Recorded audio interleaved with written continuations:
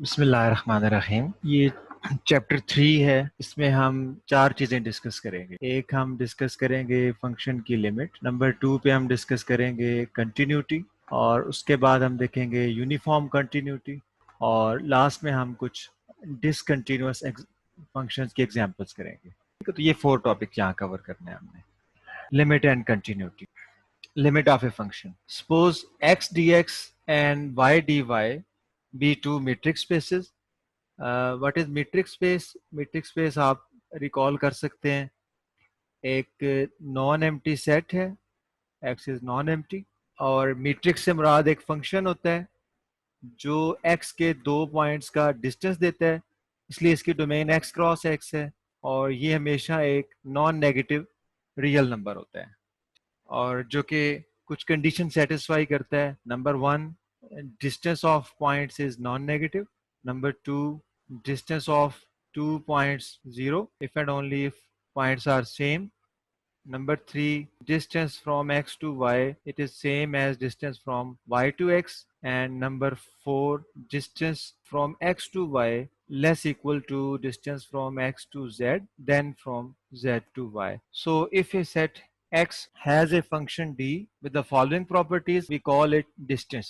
ठीक है, क्योंकि लिमिट में जब आप कहते हैं कि आपका x a को अप्रोच कर रहा है, या आप कहते हैं कि आपका एफ ऑफ एक्स किसी नंबर एल को अप्रोच कर रहा है, तो दोनों सूरतों में आप देखें यहाँ पे डिस्टेंस इन्वॉल्व है। तो ये जो डेफिनेशन है लिमिट की, कंटिन्यूटी की, इनके अंदर ये डिस्टेंस का कॉन्सेप्ट इन्वॉल्व है। तो जहां पे डिस्टेंस आ जाता है वहां हम मैट्रिक्स स्पेसेस लेते हैं। तो ये जो लिमिट की डेफिनेशन हम पढ़ने जा रहे हैं, ये ना सिर्फ रियल नंबर्स के लिए है बल्कि एक जनरल डेफिनेशन है, क्योंकि ये रियल एनालिसिस के बजाय मैथमेटिकल एनालिसिस बुक में से लिया गया है। तो मैथमेटिकल एनालिसिस में इन जनरल मैट्रिक्स स्पेसेस को लिया जाता है। एक्स डी एक्स ये एक मीट्रिक स्पेस है, वाई डी वाई ये एक दूसरी मीट्रिक स्पेस है। फर्ज करें ये आपके पास एक्स है और ये यहाँ पे आपके पास वाई है। अब एक्स का एक प्रॉपर सबसेट लिया गया है ई, ये फर्ज करें ये एक सबसेट है ई। आप जानते हैं कि बाज़ औक़ात ये होता है कि जो फंक्शन आपका है वो पूरे सेट पे डिफाइंड है, एक्स टू वाई, और बाज़ क्या होता है कि वो उसके एक प्रॉपर सबसेट पे डिफाइंड है। तो हम जनरल केस ले रहे हैं कि वो एक सबसेट पे डिफाइंड है, ये can also equal to X. यहाँ पे हम ई एक प्रॉपर सबसेट ले रहे हैं एक्स का, और हमारा फंक्शन एफ जो है वो ई से वाई पे जा रहा है इस तरह से। Number 4, P is the limit point. यहाँ पे कोई पॉइंट पी है जो इस सेट का लिमिट पॉइंट है। ये बड़ा अहम पॉइंट है कि आप जिस पॉइंट पे आप लिमिट फाइंड करना चाहते हैं वो उस सेट का लिमिट पॉइंट होना चाहिए। लिमिट पॉइंट क्या होता है? यहाँ पे जो आपको डायग्राम नजर आ रही है इसके मुताबिक ई के जो ई के पॉइंट्स हैं वो भी इस ई के लिमिट पॉइंट्स हैं, और ई के जो बाउंड्री पॉइंट्स हैं वो भी लिमिट पॉइंट्स। आसान सा आप अपने लिए याद रखने का एक तरीका बना लें कि ई, अगर आप ये ई आपके पास एक सेट है, ई का जो लिमिट पॉइंट है वो एक ऐसा पॉइंट होगा जिसको ई के थ्रू आप पहुंच सकें। मिसाल के तौर पे एक पॉइंट यहां बना हुआ है। अब ये वाला पॉइंट ई का लिमिट पॉइंट नहीं है, क्योंकि आप ई के पॉइंट्स की मदद से आप इस तक नहीं पहुंच सकते। आप ये देखें इस पॉइंट और ई के दरमियान कितना गैप है। लिमिट पॉइंट वो पॉइंट होता है जिसका फिर उस सेट से अगर आप डिस्टेंस देखें तो वो जीरो होता है।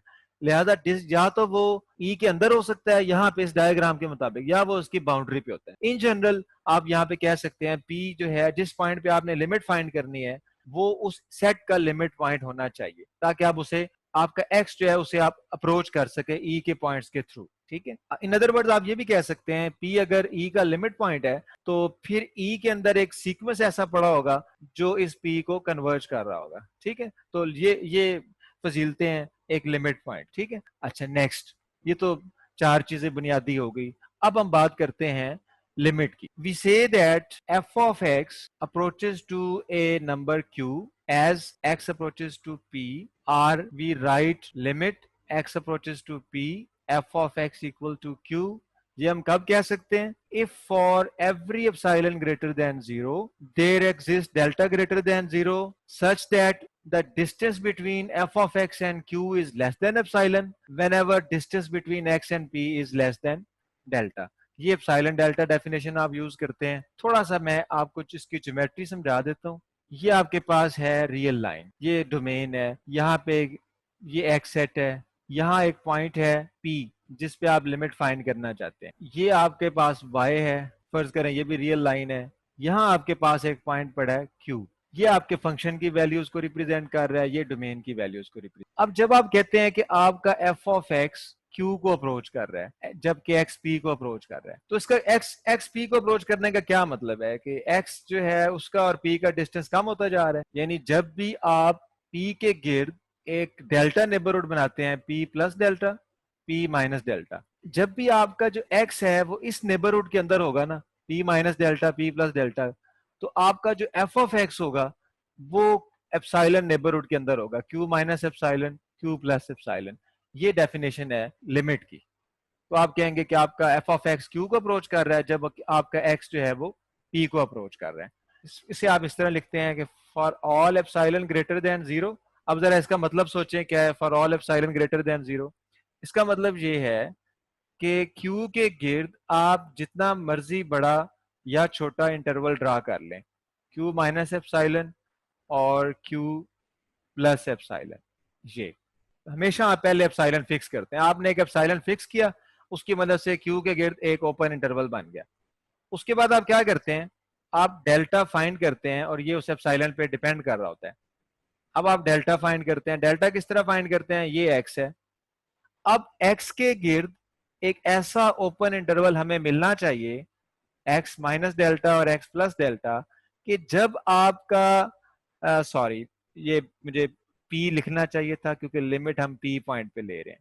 अब पी पॉइंट के गिर्द आपको एक ऐसा ओपन इंटरवल मिलना चाहिए कि जब आपका एक्स इस इंटरवल में रहे तो आपका फंक्शन की जो वैल्यू एफ ऑफ एक्स है वो इस इंटरवल में आ जाए। अब सोचें बोला इसका मतलब क्या है, ये आपकी मर्जी का एप्सिलॉन और ये उसके हिसाब से कोई ना कोई आना चाहिए। अब ये आपकी मर्जी का, आप इसे कम कर दें, आप आपके एप्सिलॉन यहां आ जाए, यहां आ जाए, तो अब लिमिट क्या कहती है, लिमिट ये कहती है कि इस एप्सिलॉन के करस्पॉन्डिंग आपको एक डेल्टा मिल जाएगा सच दैट कि आपका एक्स जो है वो इस इंटरवल में यानी पी के क्लोज हो जाएगा। अच्छा, इसी तरह आप एप्सिलॉन और कम कर दें, आप एप्सिलॉन और कम कर दें, हत्ता कि आपका एफ ऑफ एक्स क्या हो जाएगा, वो ऑलमोस्ट आपका एफ ऑफ एक्स क्यू बन जाएगा। ठीक है, ये लिमिट का कॉन्सेप्ट है कि जब आपका एक्स पी को अप्रोच करे तो आपका एफ ऑफ एक्स भी क्यू को अप्रोच करना चाहिए। तो ये अप्रोच करवाने के लिए आपने देखा होगा कि हमेशा हम लिखते हैं हाउ एवर स्मॉल का वर्ड हम यूज करते हैं for every epsilon how ever small, के जितना भी एप्सिलॉन को आप कम कहीं नहीं, आप यानी इसका मतलब सिंपल मतलब ये है, ज्योमेट्रिकली आप ये कह सकते हैं कि एफ ऑफ एक्स को आप क्यू के जितना करीब ले जाना चाहें आप उतना करीब ले जा सकते हैं। तो ये लिमिट की डेफिनेशन है कि अगर आपका एफ ऑफ एक्स इस किस्म का है कि वो क्यू के जितना करीब आप करना चाहते हैं आप कर सकते हैं, तो फिर आप कहेंगे कि ये इसकी जो लिमिट है वो एग्जिस्ट करती है और वो क्यू के बराबर है। ठीक है, ये एक डेफिनेशन आ गई हमारी। अच्छा, अब आगे चलते हैं हम इसे लेके, if X and Y are replaced by real line R, यानी आपकी मीट्रिक स्पेस आर भी हो सकती है, जब आर होगी तो ये आपका फंक्शन ई से आर पे चला जाएगा और आपका जो डिस्टेंस है, डिस्टेंस ऑफ एक्स वाई, ये simple X minus Y mod बन जाएगा। और कॉम्प्लेक्स प्लेन हो सकती है, अगर ये आपका एक्स जो है ये कॉम्प्लेक्स प्लेन होगी, ई उसका सबसेट, तो फिर आपका फंक्शन हो जाएगा from A E to may B C, और उस सूरत में आपका जो डिस्टेंस है कॉम्प्लेक्स का वो क्या हो जाएगा, वो modulus of this complex number बन जाएगा। ठीक है, ये एब्सोल्यूट वैल्यू है रियल नंबर की फॉर्म में, यहाँ ये मॉड्यूलस बन जाएगा। And it can also be Euclidean space. Euclidean space क्या होती है, ये आर के, ठीक है, के टपल्स हैं इसके अंदर, और इसके अंदर भी आपका जो डिस्टेंस है एक्स वाई डिस्टेंस, वो क्या बन जाएगा, वो नॉर्म बन जाएगा, एक्स माइनस वाई नॉर्म। ठीक है, तो ये एक जनरल डेफिनेशन है। अच्छा, अब आप देखिए जो नेक्स्ट पॉइंट है जो आपने नोट करना है, ये number 1, it is noted that P जो आपका लिमिट पॉइंट है वो एक्स का एलिमेंट है, ये आपका ई है और ये आपका एक्स। साफ जाहिर है जिस पॉइंट पे आप लिमिट फाइंड करना चाहते हैं वो आपकी अंडरलाइंग सेट में तो होना चाहिए। अच्छा, but P need not be a point of E. ये मैंने आपको बताया कि पी ई का लिमिट पॉइंट होना चाहिए, ई का अपना पॉइंट बेशक ना हो, that is P is the limit point of E which may और may not belongs to E. अच्छा, इसकी एग्जांपल भी आप देख सकते हैं। इसकी एग्जांपल ये आप देख सकते हैं कि फर्ज करें आपका एफ ऑफ एक्स है x square minus one over x minus one. ठीक है, अब यहाँ पे x है set of all real numbers, लेकिन आपका जो फंक्शन है इसकी जो डोमेन है उसमें आप यहां से देख सकते हैं कि जब x वन होगा तो ये अनडिफाइंड है। इसका मतलब है कि इस फंक्शन की जो डोमेन है वो r माइनस वन है, ये इसकी डोमेन है। अब आप इस फंक्शन की वैल्यू वन पे नहीं फाइंड कर सकते क्योंकि वन पे ये अनडिफाइंड है, लेकिन आप इसकी लिमिट वन पे फाइंड कर सकते हैं। तो वन इसका लिमिट पॉइंट है। ठीक है, इस फंक्शन का लिमिट पॉइंट है वन, वन पे आप लिमिट फाइंड कर सकते हैं, but one does not belongs to its domain E. ये बात यहाँ पे लिखी है कि जिस पॉइंट पे आप लिमिट फाइंड करते हैं वो हो सकता है उसकी डोमेन में हो सकता है ना हो। ठीक है, याद रखना है जब हम कंटिन्यूटी की बात करते हैं ना, तो उस वक्त हम वो जो पॉइंट होता है वो हम उस सेट में से लेते हैं, क्योंकि कंटिन्यूटी की सबसे पहली कंडीशन ही ये है कि F of A is defined, कि वो पॉइंट उसकी डेफिनेशन में हो। ठीक है, लेकिन लिमिट फाइंड करने के लिए ऐसी कोई कंडीशन नहीं लगाते हैं। Next is an example. ये यहाँ पे कोई ज्यादा प्रॉपर एग्जांपल नहीं है क्योंकि ये इन्फिनिटी को अप्रोच कर रहा है, जबकि ऊपर डेफिनेशन फाइनाइट नंबर की है, लेकिन बहरहाल आप इसे सॉल्व कर सकते हैं। सॉल्व करने के लिए जरूरी नहीं कि आप एप्सिलॉन वाली डेफिनेशन लगाएं, लेकिन अगर आप लगाना चाहें तो ये बने कि इसकी लिमिट दी हुई है, जस्ट आपने इसको चेक करना है। ये आपका फंक्शन है एफ ऑफ एक्स, आप लिखेंगे F of x minus this limit two, इसे आप एलसीएम लेके सॉल्व कर लें तो वन माइनस एक्स, ये two X minus two X minus two over ये भी मिस्टेक है, ये वन माइनस एक्स है and one, this is less than two by X. अब इंपॉर्टेंट चीज ये है कि जब आप इसको सॉल्व कर लेते हैं ना, तो यहाँ आपने कंडीशन लगानी होती है, क्योंकि F of x minus Q should be less than epsilon. इसे लेस देन एप्सिलॉन करेंगे तो ये बन जाएगा two over epsilon is less than X, तो ये एक्स पे कंडीशन बन जाएगी, ये आपका यहाँ पे डेल्टा हो जाएगा। सो x should be greater than delta, this is definition at infinity. ठीक है, इसका ऊपर जिक्र नहीं आया इसलिए मैं कह रहा था ये एग्जांपल यहाँ इतनी प्रॉपर नहीं है, बट ये यहाँ पे एक प्रॉपर एग्जांपल है। Consider the function f of x equal to x square minus 1 over x minus 1. It is to be noted that f is not defined, f is not defined at x equal to 1, but we can find the limit at x equal to 1। और limit आपको find करना आती है, बड़ी आसान सी बात है। अगर आपका x 1 नहीं है, क्योंकि जब आप लिमिट फाइंड करते हैं तो आप कहते हैं x approaches to 1 either from left side और right side, but x is not equal to 1। जब आपका x 1 नहीं होगा तो आप अपने फंक्शन को इस तरह से भी लिख सकते हैं कि x plus one into x minus one over x minus one, ये कैंसिल हो जाएगा इससे, तो आपका जो फंक्शन है वो ये बन जाएगा F of x is equal to X plus one. अब आप लिमिट फाइंड करें x इक्वल टू वन पे, जब आप x वन करेंगे तो ये वन प्लस वन टू हो जाएगा, तो आपकी वैल्यू ये आ जाएगी टू। ठीक है, तो ये एक एग्जांपल है इसकी। नेक्स्ट पे डेफिनेशन है, let X Y be two subsets of R. इस वक्त अब ये रियल नंबर्स की बात हो रही है, and f is a function from whole set x to y is defined to tend to a limit L. This f of x is approaching to a limit small l as x approaches to infinity। अब ये बताया जा रहा है कि infinity पे limit कैसे find करेंगे। अब सोचे वाला इसका क्या मतलब है कि x approaches to infinity, ये तो इसको तो आप कन्वर्ट कर लेंगे, f of x approaches to l का मतलब ये है कि f of x minus l mod is less than epsilon for all epsilon greater than 0. What about this? X approaches to infinity. X approaches to infinity का मतलब है कि given a real number delta however large, कि आपके पास एक number delta है जो कि जितना भी बड़ा है आपका जो x है वो उससे भी बड़ा है, ये मतलब है x approaches to infinity का। x approaches to infinity, अब आप देख लें कि ऐसा नंबर x एक ऐसा नंबर है जो हर रियल नंबर से बड़ा है, x is greater than delta for every delta greater than 0, this means x approaches to infinity। ठीक है, मैं फिर से लिख रहा हूं, limit x approaches to infinity f of x is equal to l। इसे आप एप्सिलॉन की फॉर्म में क्या लिखेंगे, आप लिखेंगे for all epsilon greater than 0 there exists delta greater than 0 such that F of x minus L mod is less than epsilon if x is greater then delta. ठीक है, तो ये इसकी डेफिनेशन बनेगी एप्सिलॉन डेल्टा जब आप limit लेंगे infinity पे। सेकंड पॉइंट देख लें। सेकंड पॉइंट है आपका लेफ्ट लिमिट और राइट लिमिट के बारे में। इसके लिए आप दोबारा से रिकॉल कर लें कि F of x equal to L limit x approaches to any real number C. इसका क्या मतलब बताया था? इसका मतलब हमने ये बताया था कि आपका जो एफ ऑफ एक्स है कि F of x minus L less than epsilon whenever X minus C less than delta.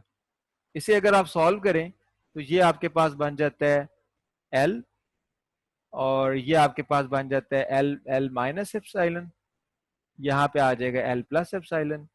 इसे अगर आप सॉल्व करते हैं तो ये सी पॉइंट के गिर्द है तो ये बन जाएगा C minus delta C plus delta. अब आपका जो एक्स है वो जब भी इस इंटरवल में होगा एफ ऑफ एक्स वो इस इंटरवल में आ जाएगा। अच्छा, अब आप देखें कि एक्स को इस इंटरवल में ले आने के दो तरीके हैं। आप एक्स को कोई वैल्यू दे दें जो सी से लेस है, तो आप यहाँ पे लेफ्ट साइड से भी सी को अप्रोच कर सकते हैं। जब आप लेफ्ट साइड से सी को अप्रोच करेंगे और आप जानते हैं कि लिमिट में आपका एक्स सी नहीं होगा, तो इसका मतलब है कि सी को क्रॉस भी नहीं करेगा। जब आपका एक्स सी नहीं होगा, हमेशा सी से लेस रहेगा, तो राइट साइड पे तो नहीं जाएगा। तो इस सूरत में आप इसे आप लेफ्ट लिमिट कहेंगे और इसमें आप यहां से आप ऑब्जर्व कर लें जरा कि एक्स कहां पे होगा। एक्स सी माइनस डेल्टा से सी के दरमियान होगा। ठीक है, if x is between C minus delta less than C and f of x approaches to L. अब आप ये देखें, f is said to tend to a left limit L as x approaches to C. If for every epsilon greater than 0 there exists delta greater than 0 such that ये condition same रहेगी f of x minus L less than epsilon whenever x belongs to open interval G, and this is important. Now your x is between C minus delta and C. ठीक है, for left limit and for right limit. अब आप खुद देख लें कि right limit के लिए क्या होगा, C minus delta C plus delta. आपका जो एक्स है वो ग्रेटर देन सी होगा, लिहाजा वो राइट साइड से इसे अप्रोच करेगा। तो फिर आपका एक्स कहां पड़ा होगा, आपका एक्स सी और सी प्लस डेल्टा के दरमियान होगा। तो सो this is for right limit and this is for left limit, and you know that for the existence of limit, the left limit at C should be equal to right limit at C, otherwise we say that limit does not exist. ठीक है, तो ये left right limits का concept आ गया। Okay, next is the theorem and this is called the sequential criteria. ठीक है, sequential criteria for existence of limit. 4 points are same. Number 1 point is x, this is x, metric space, this is y, another metric space. There is a proper subset of x, E, and now this is the function f, and p is some limit point of E. ठीक है, ये 4 as it is है, metric spaces हैं, E proper subset है, E से y पे function है, p एक limit point है. Now this is the limit.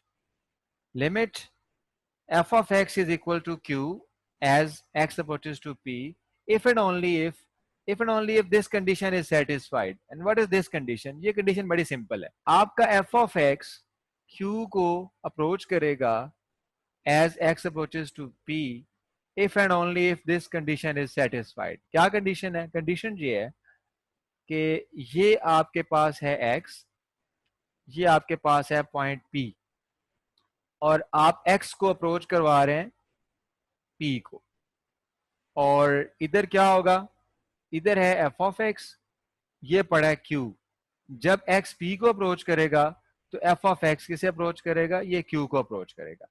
अब ये जो सेकंड कंडीशन है ये मैं आपको समझाता हूं कि this limit exist if and only if. What is sequential criterion? Sequential criterion ये है कि अगर आप यहाँ पे E के अंदर एक सीक्वेंस लेते हैं P1, P2, P3 जो कि कन्वर्ज करता है P को, यानी Pn is a sequence in E such that Pn is not equal to P but limit of P N is equal to P, यानी डोमेन के अंदर P1 P2 P3 ये एक ऐसा सीक्वेंस है जो P को कन्वर्ज कर रहा है। तो उसके कॉरस्पॉन्डिंग क्या होगा, जब भी आप E के अंदर एक सीक्वेंस लेंगे तो यहां पे Y के अंदर खुद ब खुद एक सीक्वेंस बन जाएगा। कैसे बनेगा, जब आप P1 पे F अप्लाई करेंगे तो ये FP1 बन जाएगा, P2 पे F अप्लाई करेंगे ये FP2 बन जाएगा, इसी तरह Pn पे जब F अप्लाई करेंगे तो ये FPn बन जाएगा। यानी जब भी आप E के अंदर कोई सीक्वेंस लेंगे यहाँ पे खुद ब खुद Y के अंदर एक सीक्वेंस बन जाएगा। अगर आपका ये सीक्वेंस Pn का P को कन्वर्ज करे तो आपका ये जो सीक्वेंस रेंज के अंदर बनेगा F ऑफ Pn, ये किसको कन्वर्ज करेगा, ये Q को कन्वर्ज करेगा। This is called the sequential criterion for existence of limit. और अगर ऐसा हो कि Pn सीक्वेंस है जो कि P को कन्वर्ज कर रहा है लेकिन उसके corresponding F of Pn Q को कन्वर्ज नहीं कर रहा, तो फिर आप कहेंगे कि आपकी जो लिमिट है ये एग्जिस्ट नहीं करती, F of X does not converge to Q। ठीक है, इसका प्रूफ यहाँ ऑब्जेक्टिव के लिए हमें नहीं चाहिए। स्टेटमेंट उम्मीद करता हूँ आपको समझ आ गई होगी। कंटिन्यूटी में ये स्टेटमेंट दोबारा से आएगी। सीक्वेंशियल क्राइटेरियन आप याद रख लें। Okay, next is an example. Limit x approaches to infinity sine 1 over x does not exist. ये हमने प्रूव करना है कि ये लिमिट एग्जिस्ट नहीं करती। ठीक है, ये वेल नोन लिमिट है, एक इजी एग्जांपल है, लेकिन जरूरी नहीं है कि आप इसके लिए एप्सिलॉन डेल्टा ही यूज करें। जब मैं आपको ये एज ए कोर्स पढ़ाऊंगा तो फिर हम इसे देखेंगे कि इसे कैसे प्रूव करना है एप्सिलॉन डेल्टा फॉर्म में। लेकिन एज ए लिमिट ये बड़ा आसान है, इसको याद रखना, क्योंकि इसका ग्राफ आपको पता है, ये वेल नोन ग्राफ है। इसका ग्राफ कुछ इस तरह का होता है कि ऐसे इसका ग्राफ आ रहा होता है और जीरो पे आके इसका ग्राफ यूं हो जाता है, ऐसे फ्लक्चुएट करना शुरू कर देता है। ये जीरो पे इसका ये ग्राफ है, x इक्वल टू 0। अब आप नोट करें कि जब आप जीरो पे आए, यहाँ सॉरी कुछ मिस्टेक है, इसे करेक्ट कर लेना, ये नोट्स पे गलती है, ये x 0 है। ठीक है, और आप इस पे एक और इंफॉर्मेशन भी याद रखें कि x इक्वल टू 0 पे खाली 1 ओवर x भी अगर हो तो उसकी लिमिट एग्जिस्ट नहीं करती। क्यों नहीं एग्जिस्ट करती, क्योंकि जब आप लेफ्ट लिमिट लेंगे 0 पे, this will be negative infinity because x is negative. और जब आप यहाँ पे राइट लिमिट लेंगे तो दिस इज प्लस इंफिनिटी। ठीक है, तो अकेला अगर 1 ओवर x भी होता तो 0 पे उसकी लिमिट एग्जिस्ट नहीं करती। अच्छा, बाज लोग यहाँ पे ये करते हैं कि वो ये कहते हैं कि क्योंकि एक पे नेगेटिव इंफिनिटी आ रहा है, एक पे पॉजिटिव इंफिनिटी आ रहा है, तो शायद इसलिए इसकी लेफ्ट राइट लिमिट सेम नहीं है और ये लिमिट एग्जिस्ट नहीं करती। लेकिन आप याद रखें, आप अगर x को लेफ्ट साइड से अप्रोच करते हैं, x अप्रोचेस टू 0 माइनस, अगर आप इधर से 0 को अप्रोच करते हैं तब भी आप देखेंगे इसका हशर वही होगा कि इसकी कोई डेफिनेट लिमिट नहीं होगी। यानी 0 के करीब आप समझ ही नहीं सकते ये फंक्शन की वैल्यू तो रहनी तो -1 +1 के दरमियान है, लेकिन यहाँ इतनी तेजी से ये -1 और +1 के दरमियान भागती है ये वैल्यू कि ये किसी भी पॉइंट को कन्वर्ज नहीं कर रही होती। तो आप कहेंगे इसकी जो लेफ्ट हैंड लिमिट है ये एग्जिस्ट नहीं करती। इसी तरह का हशर इसका, इसी तरह का रवैया इसका राइट हैंड साइड से है। अगर आप राइट हैंड साइड से 0 को अप्रोच करते हैं तो यहाँ पे आके फिर आप पागल ही हो जाएंगे, क्योंकि जब ये 0 के करीब जाएगा तो ये ऐसे भागेगा कि भाई आप देखते रह जाएंगे। ठीक है, तो इसकी ना तो लेफ्ट लिमिट एग्जिस्ट करती है ना इसकी राइट लिमिट एग्जिस्ट करती है। ठीक है, that's why limit does not exist. ठीक है, तो ये इसलिए इसे आप इस तरह से याद कर लें। और थोड़ा सा अगर आप आगे जाए, मेरा ख्याल है नेक्स्ट एग्जांपल आ भी रही है इससे रेलेवेंट, हम एक नेक्स्ट एग्जांपल देखते हैं। ये भी आसान सी एग्जांपल है, इसका भी आप सोल्यूशन आसान से मेथड से कर लें, यहाँ जरूरी नहीं कि आप एप्सिलॉन डेल्टा ही यूज करें। और ये एक पीस वाइज फंक्शन है, f of x equal to x when x is less than 1, f of x is equal to 2 plus x minus 1 square if x is greater equal to 1। तो पहले तो आप देखिए इस फंक्शन की जो ये पीस वाइज फंक्शन है, इस फंक्शन की domain set of all real number है, क्योंकि x इक्वल्स टू 1 एक साइड पे आ गया और सॉरी x इक्वल टू 1, ये देखें x इक्वल टू 1 इसमें आ गया, और x ग्रेटर देन 1 भी इसकी डोमेन में शामिल है, x लेस देन 1 भी इसकी डोमेन में शामिल है। तो इसकी जो डोमेन है वो set of all real numbers है। अच्छा, जबकि इसकी वैल्यूज क्या है, जब x आपका लेस देन 1 है तो फंक्शन आपका x है, जब आपका x ग्रेटर देन 1 है तो फंक्शन आपका two plus x minus one square है। अब इसकी आपने लिमिट चेक करनी है 1 पे और आपने साबित करना है कि ये लिमिट एग्जिस्ट नहीं करती। आसान मेथड तो ये है कि आप इसकी लेफ्ट लिमिट फाइंड करें। लेफ्ट लिमिट आपकी आ जाएगी x इक्वल टू 1।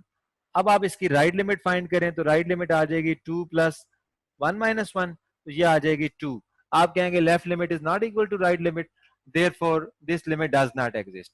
लेकिन अब ये एग्जांपल बेसिकली वो दे रहे हैं सिक्वेंशियल क्राइटेरियन की मदद से सॉल्व करने के लिए। सिक्वेंशियल क्राइटेरियन क्या कहता है? वो ये कहता है कि अगर आपका x, आपने लिमिट फाइंड करनी है 1 पे, तो आप डोमेन में से कोई सीक्वेंस ऐसा लें, साल के तौर पे 1 माइनस 1 ओवर एन, जो 1 को कन्वर्ज करे।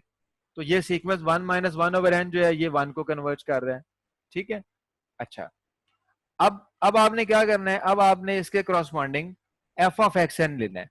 एफ ऑफ एक्स एन क्या होगा? आपका फंक्शन अप्लाई हो जाएगा 1 माइनस 1 ओवर एन से।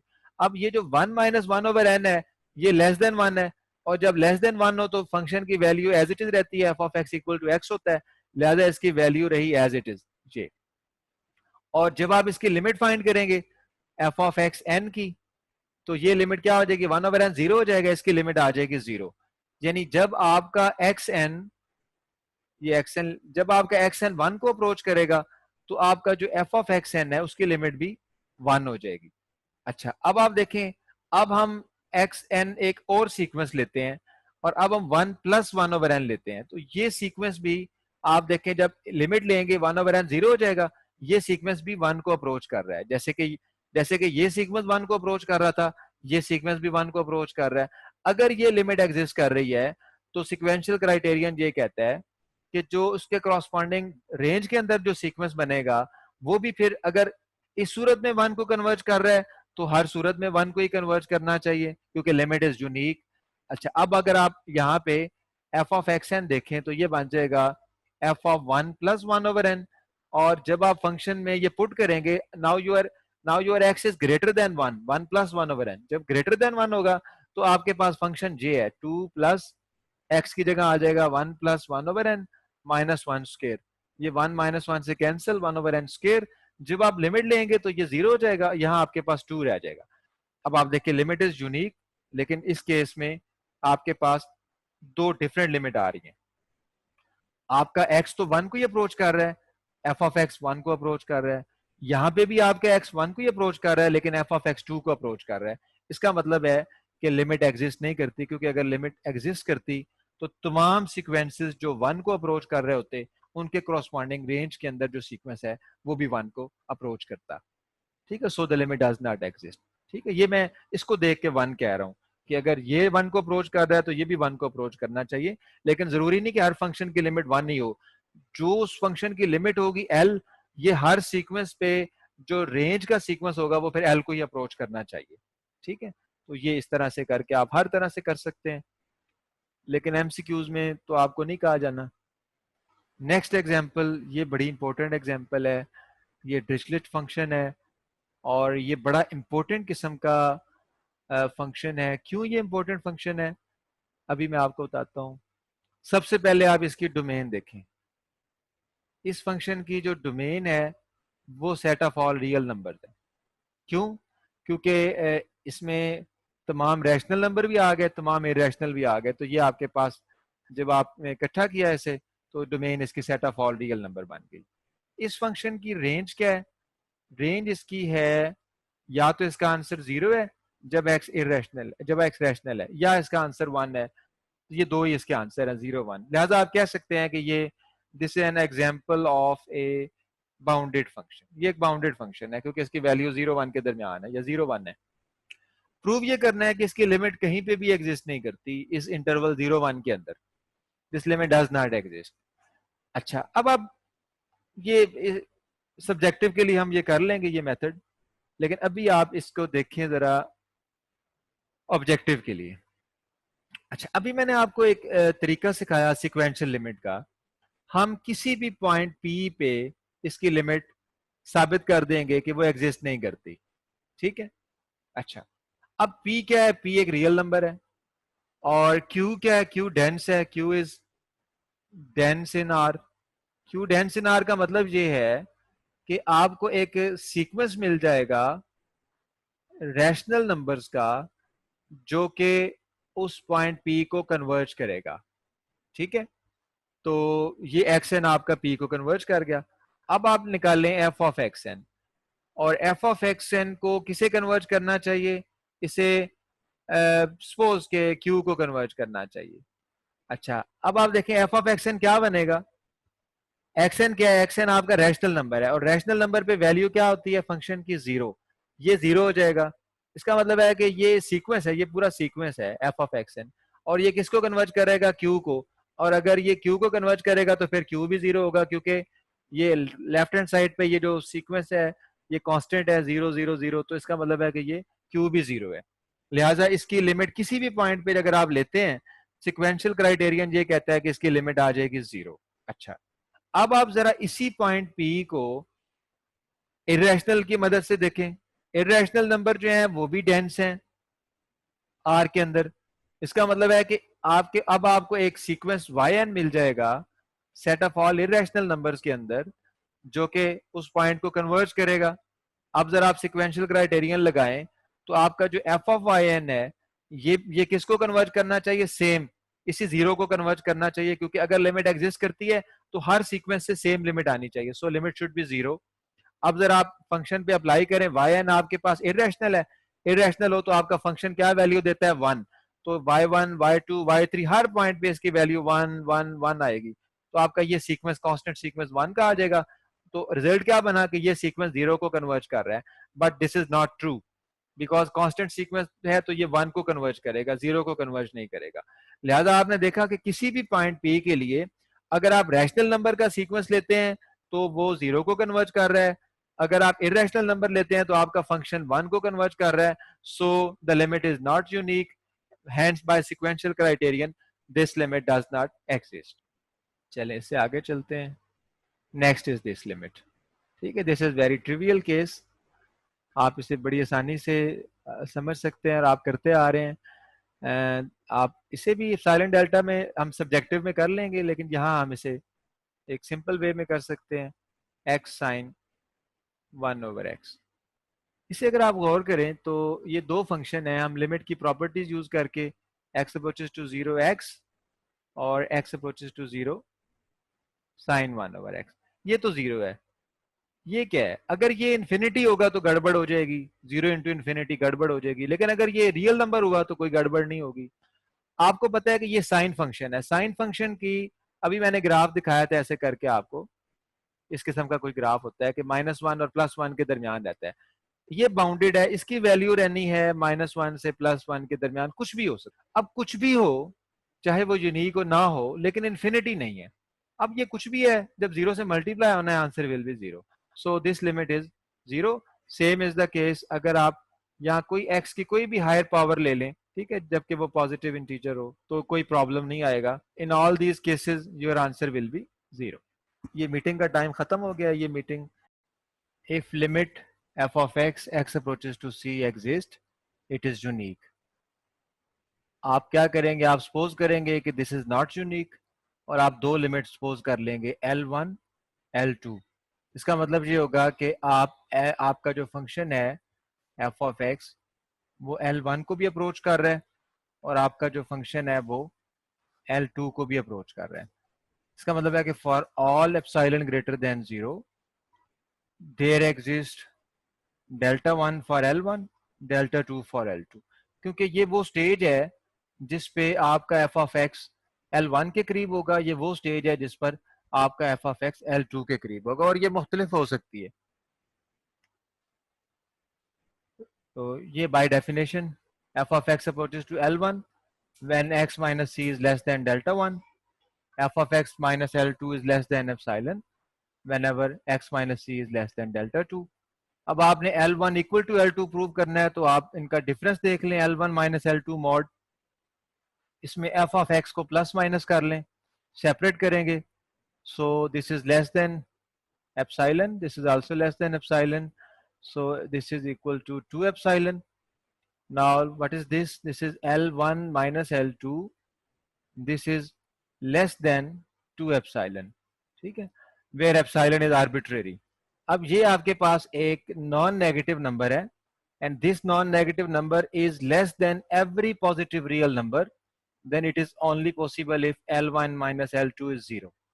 क्योंकि 0 ही एक ऐसा नॉन नेगेटिव नंबर है जो हर रियल नंबर से छोटा है. अदरवाइज कोई ऐसा पॉजिटिव नंबर नहीं हो सकता जो हर रियल नंबर से छोटा हो. सिर्फ 0 एक ऐसा नंबर है, ऐसा नॉन नेगेटिव नंबर है जो हर रियल नंबर से छोटा है. This implies that L1 is equal to L2 and the limit is unique. Next ये थ्योरम है. Suppose that a real valued function f is defined on an open interval g. ये function आपका एक open interval पे defined है और ये real valued function है. एक्सेप्ट पॉसिबली एट c, एक पॉइंट है उसके अंदर c जिस पे हो सकता है फंक्शन डिफाइन ना हो. देन लेकिन आपको पता है कि ओपन इंटरवल का, अगर ये फर्ज करें ये रियल लाइन है, ये एक ओपन इंटरवल है, ये इसका हर पॉइंट लिमिट पॉइंट है. हो सकता है यहाँ एक पॉइंट सी पड़ा हो जिस पे फंक्शन डिफाइन ना हो, लेकिन ये इस इंटरवल का लिमिट पॉइंट जरूर है. आप इस पॉइंट को लेफ्ट राइट दोनों तरफ से अप्रोच कर सकते हैं. तो आपने पढ़ा है लिमिट पॉइंट के लिए जरूरी नहीं है कि वो उसकी डोमेन का हिस्सा हो. Okay, then limit x approaches to c, f of x is equal to L if and only if this limit hold. यहां मैं ये मेंशन कर देता हूं कि जो c है वो जरूरी नहीं है कि डोमेन में हो, तो हम f को डिफाइन कर लेते हैं g minus c to r. Then this limit is equal to L if and only if for every positive real number epsilon, as usual for all epsilon greater than 0 there exists delta greater than 0 such that. अब definition, limit की definition आपसे ये कहती है कि अगर f of x की limit L है तो f of x minus L mod is less than epsilon for all x minus c mod less than delta. ये हमारी लिमिट की डेफिनेशन है. अब एक हम रिजल्ट पढ़ने जा रहे हैं कि this holds if and only if f of t minus f of s is less than epsilon whenever s and t are in the interval x minus c less than delta. यानी कि ये same है x minus c mod less than delta. इसका क्या मतलब है? इसे अगर आप सॉल्व करते हैं तो ये c के गिर्द एक ओपन इंटरवल बनता है x minus delta and x plus delta. ये आपके पास एक ओपन इंटरवल है और आपके जो पॉइंट्स s और t हैं वो इस इंटरवल के अंदर है. अब लिमिट की एग्जिस्टेंस क्या कहती है? लिमिट की एग्जिस्टेंस ये कहती है कि अगर x कोई ऐसा नंबर हो जो इस ओपन इंटरवल के अंदर लाई करे, तो फिर आपका जो f ऑफ x है वो L के गिर्द एक open interval L minus epsilon और L प्लस एप्सिलॉन इसमें लाई करेगा. ठीक है, ये आपकी डेफिनेशन है लिमिट की. अब इसी पे यही अप्लाई कर दें. आपका जो x होता है उसका डिस्टेंस c से लें तो वो डेल्टा से कम होता है. अब ये देखें s और t दोनों ऐसे पॉइंट हैं जो इस इंटरवल के अंदर पड़े हैं. ये s है, ये t है. इसका मतलब है कि s का डिस्टेंस अगर c से लें तो वो भी डेल्टा से कम है, तो फिर f ऑफ s भी यहाँ पे कहीं लाई करेगा एप्सिलॉन रेडियस के अंदर. जो t है उसका डिस्टेंस भी c से लें वो भी डेल्टा से कम है. इसका मतलब है कि f ऑफ t भी यहीं लाई करेगा. अगर f of s f of t दोनों L माइनस एप्सिलॉन से L प्लस एप्सिलॉन के दरमियान लाई करेंगे, तो इसका मतलब क्या होगा? इसका मतलब ये होगा कि इनका जो आपस का डिस्टेंस है f of s minus f of t वो भी लेस देन एप्सिलॉन होगा. ठीक है, यही रिजल्ट है. ठीक है, इसे बाय डेफिनेशन यहाँ पे देखें आप प्रूव किए हुए, लेकिन हमारा प्रूव के बगैर काम चल सकता. Next we have some theorems on limits. As usual, x and y are metric spaces. E is some proper subset of x, and P is the limit point of E. P may or may not be in E, but P belongs to x. And F is a function from E to y, as usual. And G is another function from E to y. We have some results about limits. Number 1, मैं यहाँ पे कुछ और भी add कर रहा हूँ. We know that limit x approaches to a of a constant is constant. अगर कोई constant function होता है तो उसकी limit remains same. same constant. Similarly, limit x approaches to a x, this is a. ठीक है, ये कुछ रिजल्ट्स हैं जो बार्टल की बुक से है, मैं आपको वो भी रिवाइज करवाऊंगा इसके साथ।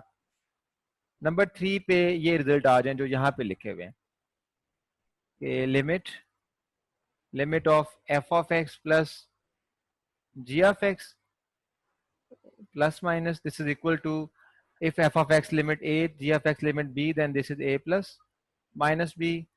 Similarly, limit of the product is equal to product of the limits, and similarly limit of the quotient is equal to quotient of limits where this b is not equal to 0. So these are very trivial results already known.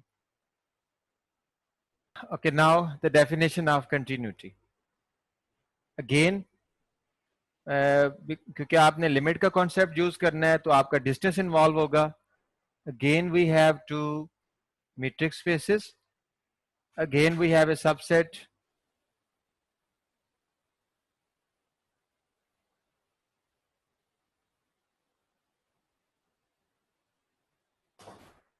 Again, now this is different.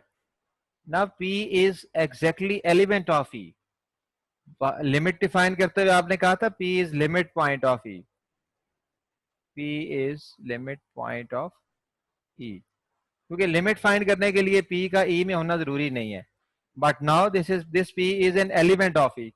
Continuity के लिए जरूरी है कि वो point आपका function की domain में हो. And as usual f is a function from E to Y. अब आप जस्ट ये देखें कि जब आप फंक्शन की कंटिन्यूटी डिफाइन करते हैं कैलकुलस में तो आप तीन चीजों का ख्याल करते हैं. Number 1, F P is defined, function की वैल्यू उस पॉइंट पे डिफाइंड हो. Number 2, limit x approaches to p, f at x exist. And number 3, both are same. fp is equal to limit x approaches to p, f of x. ये तीन condition है. अगर ये fulfil हो तो आप कहते हैं फंक्शन p पर कंटिन्यूअस है, और अगर डोमेन के हर पॉइंट पे कंटिन्यूअस हो तो फिर आप कहते हैं पूरी डोमेन पे कंटिन्यूअस है. अब आपने जस्ट ये करना है कि जो आपने लिमिट का कॉन्सेप्ट पढ़ा है उसमें आपने q को f ऑफ p से रिप्लेस कर देना है, क्योंकि अब इसकी जो लिमिट है वो एक्चुअल वैल्यू के इक्वल होनी चाहिए. तो आप देखेंगे सेम डेफिनेशन है.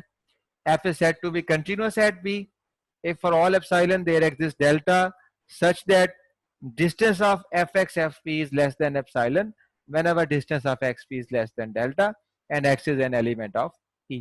तो यहाँ पे आप देखें q की जगह आपका जो लिमिट है वो fp आ जाएगी. Note that if f is continuous at every point on e, then f is said to be continuous on e.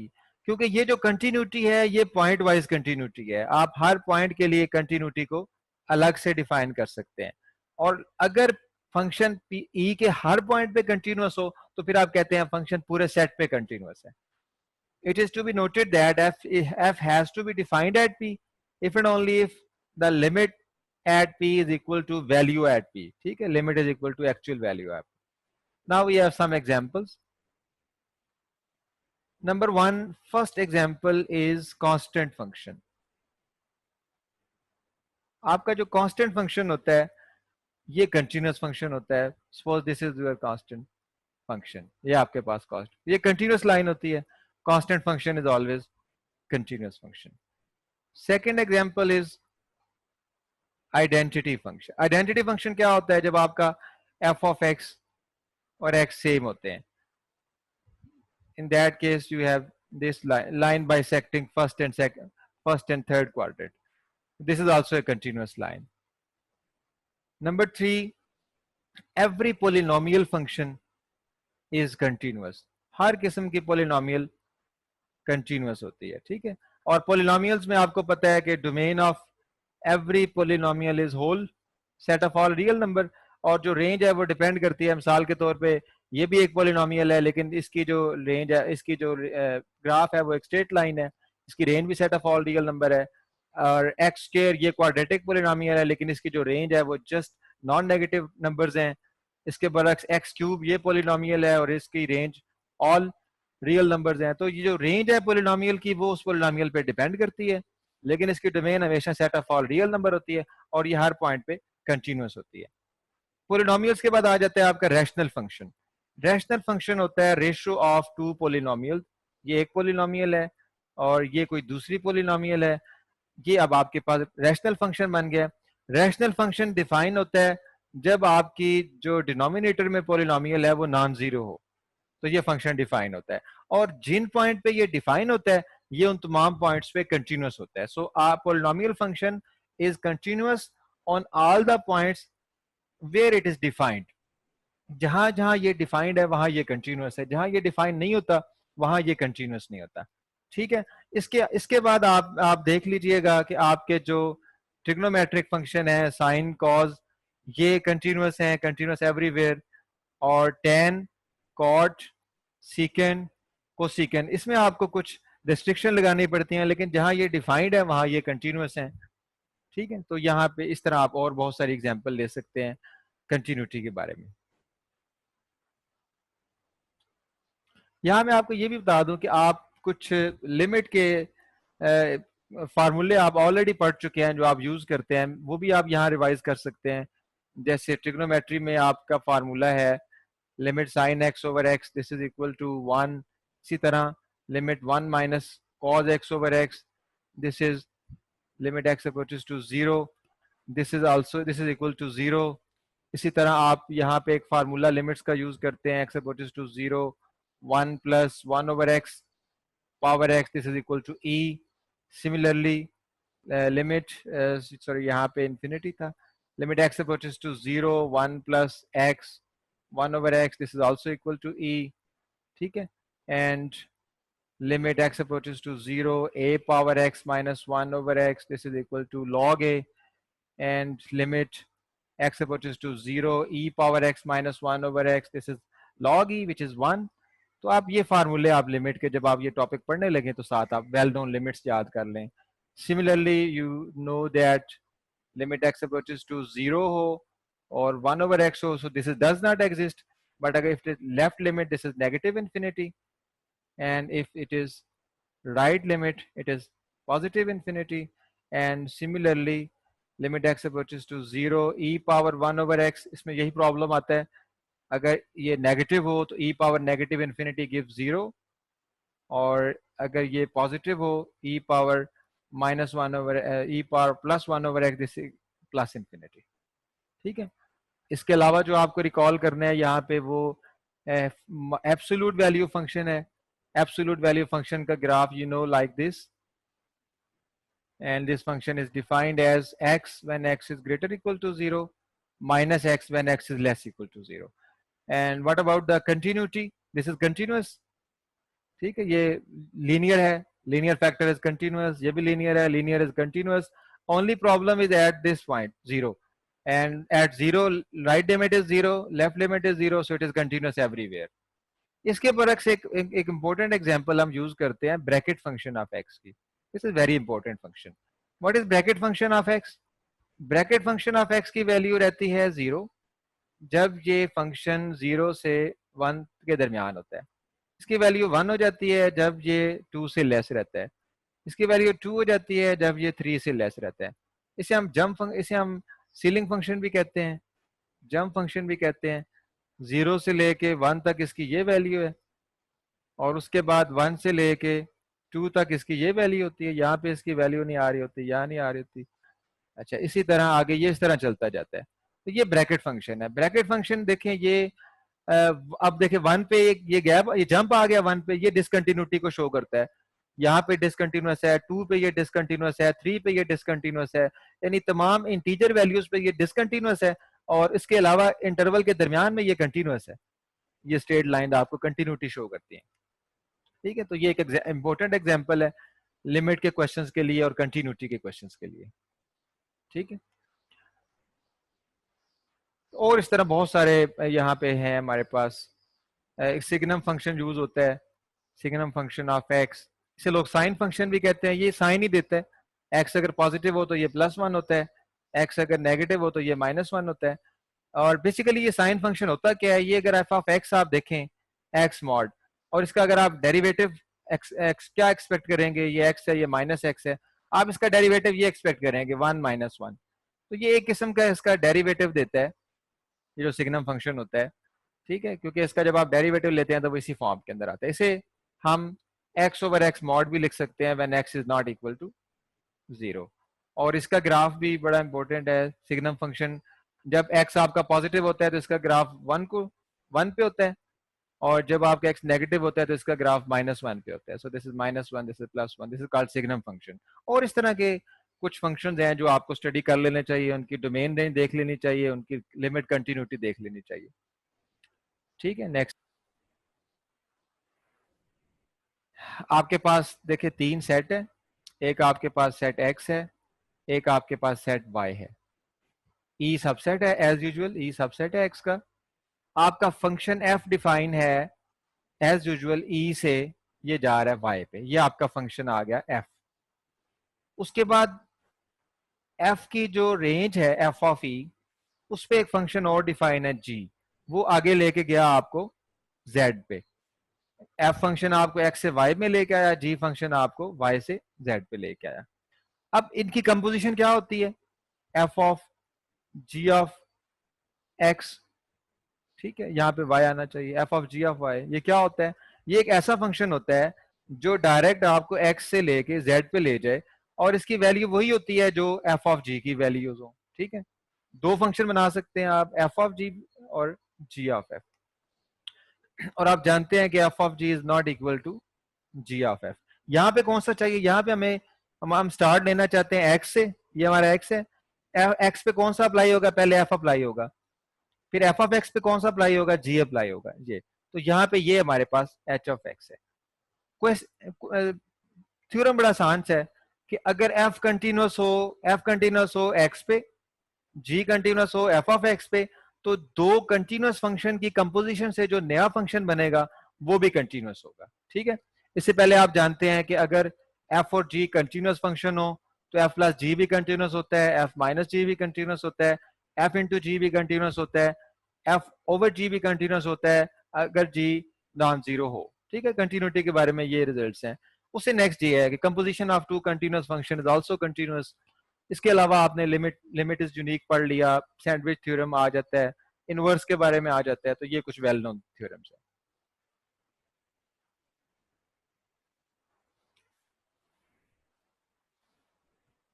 Next theorem है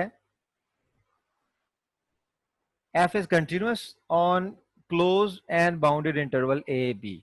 एफ कंटिन्यूस है, एफ ऑफ सी पॉजिटिव है किसी नंबर सी पे, यानी आपके पास ये interval ए से लेके बी तक है, इस पे फंक्शन कंटिन्यूस है, ऐसे एक कंटिन्यूस ग्राफ जा रहा है फंक्शन का यहाँ पे इस तरह से, और एक पॉइंट बीच में सी ऐसा है जिसपे फंक्शन की वैल्यू पॉजिटिव है, स्ट्रिक्टली ग्रेटर देन 0 है। Then there exist an open set g such that function has positive value in the whole interval. अच्छा, अब आप देखें अगर कोई एक पॉइंट पे फंक्शन की वैल्यू पॉजिटिव हो जाए तो आप उसके गिर्द एक ओपन पूरा एक ओपन इंटरवल ऐसा फाइंड कर सकते हैं यहाँ पे आके डोमेन में कि जिस पे फंक्शन की वैल्यू पॉजिटिव रहेगी। और ये इतना मुश्किल नहीं है ये समझना। साल के तौर पे फर्ज करें ये आपका फंक्शन है, ये कंटिन्यूस फंक्शन है ए और ये बी है। अब यहाँ पे आप कोई भी पॉइंट लें, मसलन आप बेशक यही पॉइंट ले लें, ये वाला पॉइंट जहां पे फंक्शन की वैल्यू पॉजिटिव हो, एफ ऑफ सी पॉजिटिव हो, तो इस पॉइंट के गिर्द आपको बेशक छोटा इंटरवल मिल जाएगा, लेकिन एक छोटा सा इंटरवल जरूर ऐसा मिलेगा जिसपे फंक्शन की वैल्यू पॉजिटिव रहेगी, क्योंकि कंटिन्यूस है। अब कंटिन्यूस है और फंक्शन की वैल्यू यहाँ कहीं पॉजिटिव है, तो अब उसने गायब होकर तो यहाँ नहीं आ जाना, उसने एक कंटिन्यूस लाइन से आना है। तो जब एक कंटिन्यूस लाइन से आना है तो उस पर आपको ओपन इंटरवल जरूर ऐसा मिल जाएगा जहां फंक्शन की वैल्यू पॉजिटिव रहेगी। ठीक है, ये इंपॉर्टेंट के ये एप्लीकेशन के वाले से इंपॉर्टेंट है, समझने में आपके लिए बड़ा आसान है। मैं रिपीट कर देता हूं, एक फंक्शन अगर कंटिन्यूस है ए बी पे और ए बी के दरमियान किसी पॉइंट पे उसकी वैल्यू पॉजिटिव है, तो फिर आपको पूरा एक ओपन इंटरवल ऐसा मिल जाएगा जिस पूरे इंटरवल पे फंक्शन पॉजिटिव होगा, चाहे वो जितना ही स्मॉल क्यों ना हो। ठीक है, और ज्योमेट्रिकली ये बात समझना बड़ा आसान है।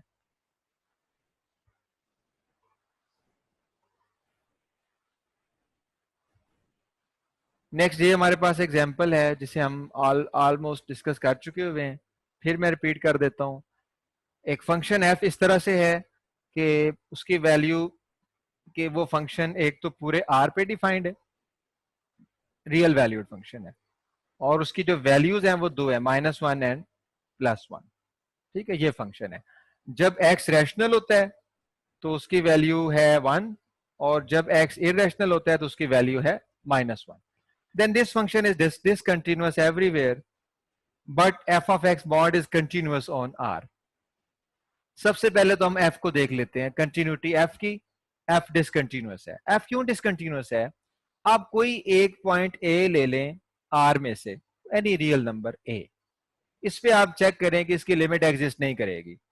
क्यों लिमिट एग्जिस्ट नहीं करेगी? हमारे पास एक क्राइटेरियन है, सिक्वेंशियल क्राइटेरियन। वो ये कहता है कि अगर एक्स एन एक सीक्वेंस है जो कि ए को कन्वर्ज कर रहा है, तो फिर F of X N F of A को, सॉरी, फिर एफ ऑफ एक्स एन जो है उसकी जो लिमिट है उसे कन्वर्ज करेगा। और यहाँ पे क्योंकि ये फंक्शन कंटिन्यूस है, आप कंटिन्यूटी को चेक कर रहे हैं, तो कंटिन्यूटी की कंडीशन ये होती है कि आपका जो लिमिट है वो आपकी एक्चुअल वैल्यू के बराबर होनी चाहिए, लिहाजा यहाँ पे एफ ऑफ ए आना चाहिए। आप अच्छा, इसे जरा आप अप्लाई करें। आप एक सीक्वेंस ले लें रैशनल नंबर्स का जो कि ए को कन्वर्ज कर रहा हो, तो आप इस पे फंक्शन अप्लाई करें एफ ऑफ एक्स एन, ये कन्वर्ज करेगा एफ ऑफ ए को, और आपका एफ ऑफ एक्स एन क्या हो जाएगा? अब एक्स एन सारे के सारे रैशनल नंबर हैं, रैशनल नंबर्स पे आपका f f of x one one हो जाएगा, F of x two one हो जाएगा, एफ ऑफ एक्स थ्री, तो ये सारी वैल्यूज वन हो जाएंगी। ये कांस्टेंट सीक्वेंस बनेगा 1 1 1। ये एफ ऑफ ए को कन्वर्ज कर रहा है तो फिर एफ ऑफ ए भी 1 होगा, क्योंकि कांस्टेंट सीक्वेंस उसी नंबर को कन्वर्ज करता है। इसके बरक्स अगर आप ले लें एक्स एन क्यू प्राइम में से और एक्स एन ए को कन्वर्ज कर रहा हो, तो फिर F of X N F of A को कन्वर्ज करेगा। अब ये इरेशनल है, इरेशनल पे वैल्यू -1 होगी, -1 -1 -1, और कन्वर्ज किसको करेगा? साफ जाहिर है -1 को कन्वर्ज करेगा। अब यहां से आपके पास वैल्यू आ रही है F of A is equal to 1, यहां से वैल्यू आ रही है F of A is equal to -1। इसका मतलब है कि this limit does not exist and this function is discontinuous. ये because A was arbitrary real number, इसका मतलब है ये किसी भी रियल नंबर के लिए कंटिन्यूअस नहीं है। So F is discontinuous for every real number. जबकि एफ ऑफ एक्स मॉड क्या है? F of x mod is equal to, जब आप मॉड लेंगे तो फिर आपका ये भी वन बन जाएगा, ये भी वन बन जाएगा, चाहे एक्स रैशनल हो चाहे इरेशनल हो, आपके पास ये कांस्टेंट फंक्शन बन जाएगा F of x mod is equal to 1, and you know that every constant function is continuous function. So this is okay. Next is a theorem from metric spaces. A mapping of a metric space X into another metric space Y. ये आपके पास एक mapping है X से Y पे, and this mapping is continuous. ठीक है, this is continuous mapping. अब आप रिकॉल करें, आपको टोपोलॉजी के अंदर और मीट्रिक के अंदर आपने एक डेफिनेशन पढ़ी है कि अगर आपके पास एक फंक्शन कंटिन्यूअस हो तो वो पुल बैक की प्रॉपर्टी रखता है। Pull back property, pull back property क्या होती है? पुल बैक प्रॉपर्टी ये होती है कि अगर y के अंदर कोई ओपन सेट पड़ा हो तो उसका जो इनवर्स इमेज है वो x के अंदर ओपन होता है। ठीक है, तो फिर आप कहते हैं फंक्शन कंटिन्यूअस है। सो f is continuous on x if and only if f inverse v is open in x for every open set v in y। यानी आपका फंक्शन कंटिन्यूअस कहलाएगा अगर y के हर ओपन सेट का इनवर्स इमेज x में open हो। ठीक है, यहां पे ये नोट कर लें कि आपके पास एक फंक्शन होता है ओपन फंक्शन। ठीक है, ओपन फंक्शन ये होता है कि अगर आप x में से कोई ओपन सेट लेते हैं तो जब आप f ऑफ g बनाते हैं तो वो ओपन होता है y में। यानी ओपन फंक्शन ये होता है जो ओपन सेट को ओपन सेट पे मैप करे, उसे हम ओपन फंक्शन कहते हैं। जबकि कंटिन्यूअस फंक्शन क्या होता है? वो उससे पुल बैक की प्रॉपर्टी रखता है, वो वापस लेके आता है। वो क्या करता है? वो अगर y में कोई ओपन सेट पड़ा हो तो उसके इनवर्स इमेज को वो x में ओपन कर देता है। ठीक है, तो इसलिए ये दो मुख्तलिफ हैं। एक ओपन फंक्शन जरूरी नहीं कि वो कंटिन्यूअस हो, और एक कंटिन्यूअस फंक्शन जरूरी नहीं कि वो ओपन फंक्शन भी हो। आपको बहुत सारी एग्जांपल मिल जाती हैं। मिसाल के तौर पे अगर आप फंक्शन अपना ले लें f of x is equal to x square, तो ये पोलिनोमियल फंक्शन है, तो ये कंटिन्यूस फंक्शन है। अच्छा, जबकि ये ओपन नहीं है। ओपन क्यों नहीं है? क्योंकि अगर आप इंटरवल ले लें -1 + 1, ठीक है, जबकि आपका जो फंक्शन है ये आर से आर पे डिफाइंड है, रियल वैल्यूड फंक्शन है। अब ये आप एक ओपन सेट ले लें एक्स में, जब आप इसका इमेज देखेंगे f-1 + 1, तो क्योंकि आपका फंक्शन एक्स स्क्वायर है, तो जिस पे भी अप्लाई होगा वो उसे पॉजिटिव कर देगा। जब जीरो पे अप्लाई होगा तो जीरो आएगा, और बाकी तमाम पे जब अप्लाई होगा तो मैक्सिमम इसकी वैल्यू 1 आएगी। तो इसका जो रेंज है वो जीरो। अब दिस इज नॉट ओपन। आपने एक ओपन इंटरवल लिया था -1 + 1, उसका जो इमेज है वो ओपन नहीं है। इसका मतलब है कि f is not open function but f is continuous. So a continuous function may or may not be open. Similarly, an open function may or may not be continuous. But you know that कि अगर f open हो तो उसका ताल्लुक क्या function की continuity के साथ नहीं होता, और अगर f इनवर्स एग्जिस्ट करता हो तो ओपन का ताल्लुक f इनवर्स की कंटिन्यूटी के साथ होता है। ये आप समझ सकते हैं कि ओपन और कंटिन्यूस होना एक दूसरे का उल्ट है, क्योंकि ओपन जो है वो x के ओपन को y में ओपन करता है, और कंटिन्यूटी y के ओपन सेट को वापस x के ओपन सेट में ले आती है। लिहाजा f is open if and only if f inverse is continuous. ठीक है, तो आप f के ओपन होने को f इनवर्स की कंटिन्यूटी से रिलेट कर सकते हैं, बशर्ते कि f इनवर्स एग्जिस्ट करे।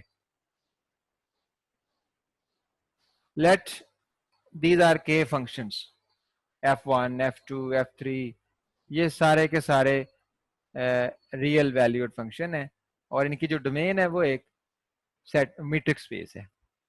f भी है mapping from x onto rk defined bye.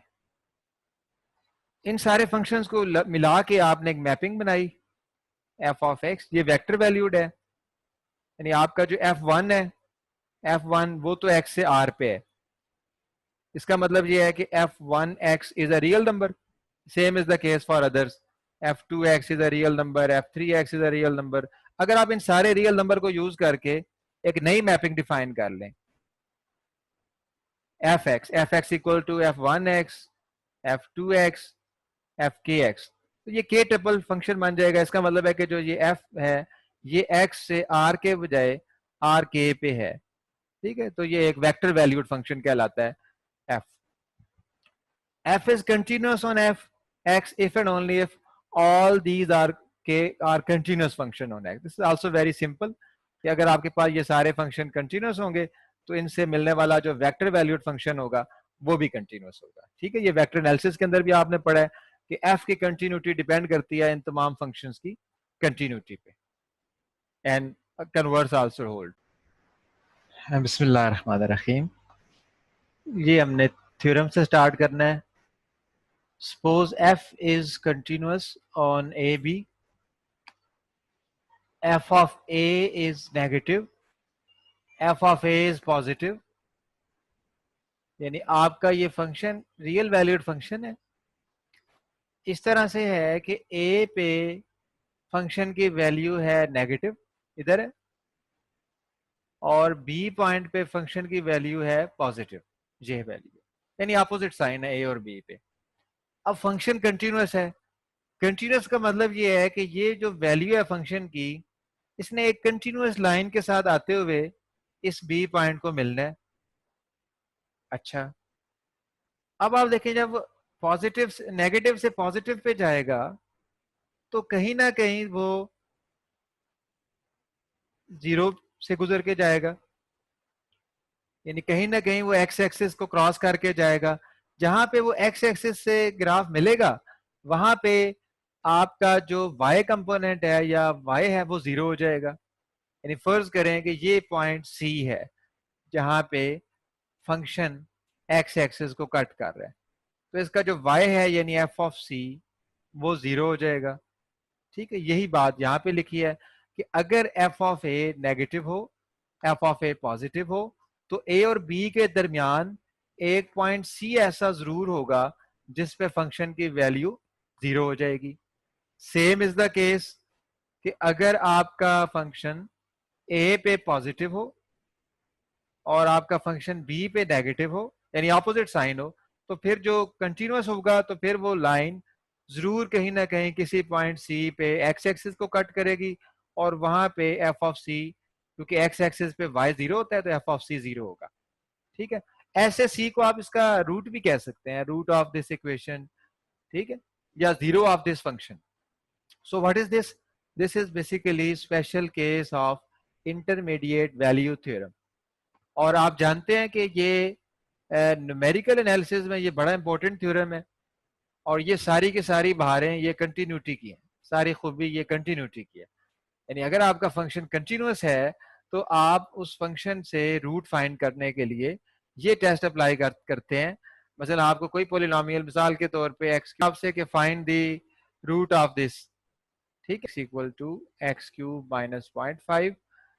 आप टेबल बनाएं x f of x, when x is 0 you get minus 0.5, when x is 1 you get 1 minus 0.5, this is plus 0.5। अब आप देखें आपका sign change हो गया, जीरो पे आपकी फंक्शन की वैल्यू नेगेटिव थी और वन पे आपकी फंक्शन की वैल्यू पॉजिटिव थी, और आपका पोलिनोमियल फंक्शन कंटिन्यूअस है। अब ये थ्योरम लगाएं तो ये थ्योरम ये कहता है कि अगर दो पॉइंट पे फंक्शन की वैल्यू का अपोजिट साइन हो तो उसके दरमियान में एक पॉइंट ऐसा जरूर होता है जहां उसकी जो वैल्यू है वो जीरो होती है। अब वो जो पॉइंट होगा वो इसका रूट कहलाएगा। ठीक है, तो न्यूमेरिकल एनालिसिस में हम क्या करते हैं, हम इस इंटरवल को 0 1 को हम इनिशियल गैस लेते हैं या इनिशियल इंटरवल लेते हैं, और हम कहते हैं हमारा जो रूट है वो इसके अंदर लाई करेगा। फिर हम उसे बाइसेक्शन मेथड से या रेगुलर फॉल्स मेथड से या न्यूटन रेफसन मेथड से या किसी भी मेथड से उसे हम फाइंड करते हैं। यहाँ पे इसकी इंपॉर्टेंस बताना आपका मकसद था। ये सारी बात कंटिन्यूटी की वजह से है, यानी अगर फंक्शन कंटिन्यूअस हो और दो पॉइंट पे उसका साइन अपोजिट हो तो उन दो पॉइंट के दरमियान उसका एक रियल रूट जरूर लाई करता है। ठीक है, प्रूफ इज नॉट रिक्वायर्ड। ठीक है, अच्छा आगे चलता है, क्यूबिक पोलिनोमियल दी हुई है और साबित करना है कि इसका एक सोल्यूशन यानी इसका एक रूट है -1 और +1 के दरमियान। सो दिस इज वेरी सिंपल कि आप एफ ऑफ एक्स लिख लें, एफ -1 निकालें। आपने जब एफ -1 निकाला तो पॉजिटिव आंसर आया, फिर एफ एट 1 निकालें, एक्स को 1 पुट किया तो नेगेटिव आंसर आया।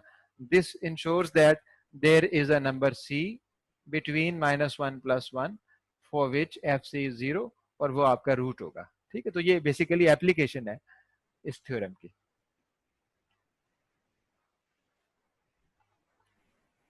ओके, तो ये एक इंटरमीडिएट वैल्यू थ्योरम का एक स्पेशल केस था। Now this is the exact intermediate value theorem. Now again f is continuous, ab is closed and bounded interval. Intermediate value theorem is very important theorem in calculus and also in topology and metric spaces भी हम इसको लेके जाते हैं। Topology के course में मैं आपको बताऊंगा कि वो कौन सी ऐसी स्पेशल बात है इस क्लोज इंटरवल ए बी पे कि ये इंटरमीडिएट वैल्यू थ्योरम जो है वो एग्जिस्ट करता है।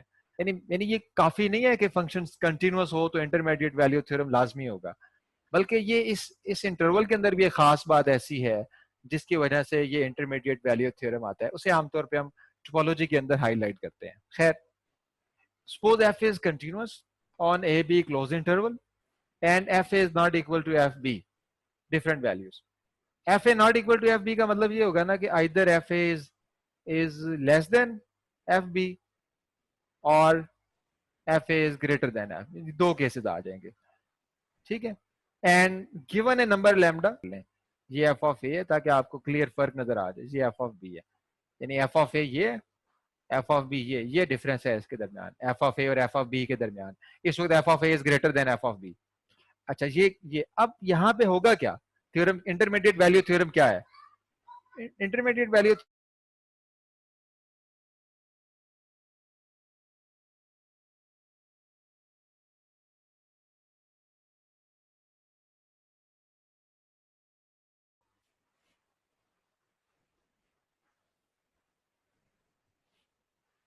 ये आपके पास एफ ऑफ ए है,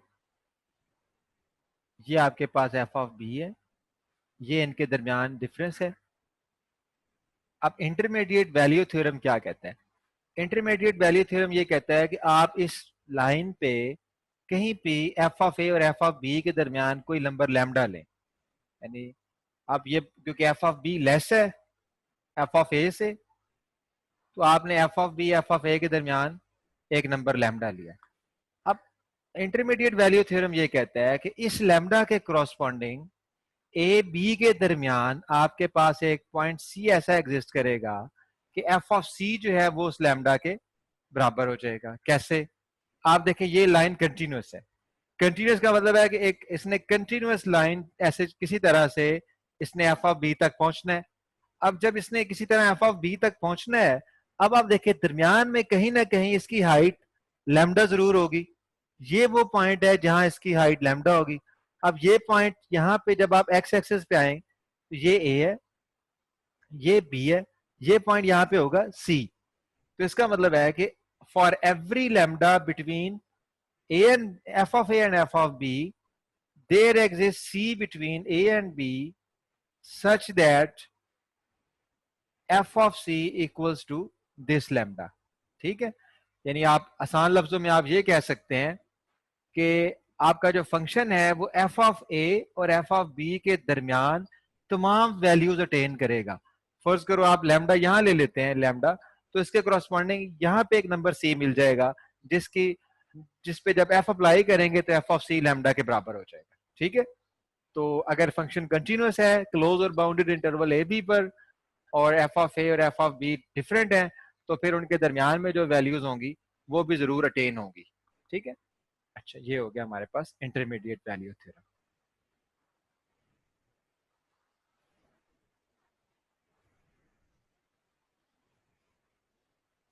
अब नेक्स्ट देख लेते हैं।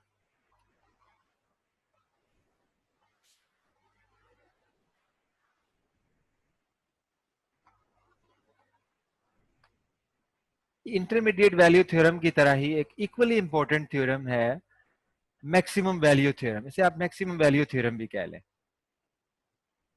Maximum maximum and minimum value theorem, max min value theorem.